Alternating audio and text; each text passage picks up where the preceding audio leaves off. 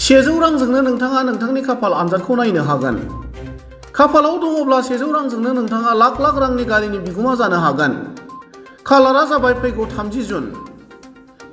गवालपारा रङाली बिहु हिरक जयन्ती एबा गवालपारा रङाली बिहु हिराथि फोरबोनि बानजायनायाव लटारि एबा खाफाल आनजादखौ नोंथाङा 100 रांजोंनो नायनो हागोन। 100 रांनि टिकेटआव गंबा आल्ट्रा बासजों लोगोसे Mahindra Scorpio', Tata Harrier, Fronx Sigma, Tata Punch, Grand Vitara, Baleno' Sigma, Maruti Swift, WagonR, Alto' K10 आरो महिन्द्र थार बायदि बेसेन गोसा गारिफोरखौ गवालपारा रङाली बिहु हिरक जयन्ती एबा गवालपारा रङाली बिहु हिराथि फोरबोनि लटारि खेलायाव होनाय जादों। गवालपारा जिल्लानि पृथ्वीराम government higher secondary and multipurpose फरायसालिनि गेवलां फोथाराव जानो गोनां गवालपारा रङाली बिहु हिरक जयन्तीनि बानजायनायाव लटारि टिकेटखौ अनलाइन आरो अफलाइनावबो मोननो हागोन।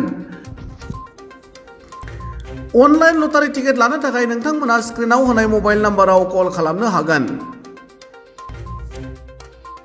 आरो चिरां जिल्लानि सानजा सामथाइबारियाव थानाय काउन्टारावबो अफलाइन टिकेटखौ नोंथांमोना लानो हागोन।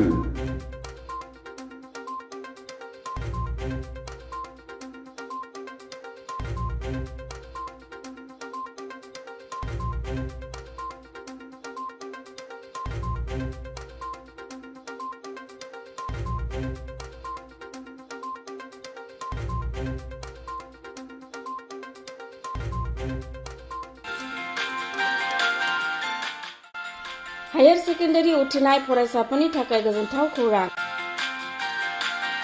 BA सेथि सेमिस्टारनि थाखाय गबिन्द बसुमतारी कलेजाव मुं थिसननाया सोलिगासिनो। गिबि मुं थिसननाय 100 फरायसाफोरनि थाखाय स्पेशल अफार आरो गुबुन गुबुन रोखोमनि बेसेन नाङै क्लासनि खाबु होनानै मुं थिसननायनि हाबाफारिया गबिन्द बसुमतारी कलेजाव सोलिगासिनो। फरायसाफ्रा गावनि गोसो बायदि साबजेक्टफोरखौ सायख'नानै लानो हागोन। लोगोसे basic computer class, self defence, spoken English class बायदि खाबुफोरखौ फरायसाफ्रा बेसेन नाङाजासे लानो हागोन। बे कलेजाव गासैबो फरायसाफोरनि थाखाय फ्रि बासनि सार्भिसनि राहा आरो बिजाब बाख्रिनिबो राहा दं।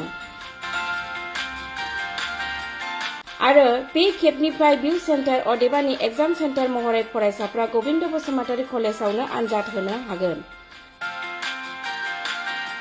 गबिन्द बसुमतारी कलेजाव एसेल' बेसेनावनो मुं थिसननानै कलेजनि राहानि खाबुफोरखौ लानो हागोन। रोखायै मिथिनो थाखाय फारियै होनाय जानबुं नाम्बाराव कन्टेक्ट खालामनो हागोन।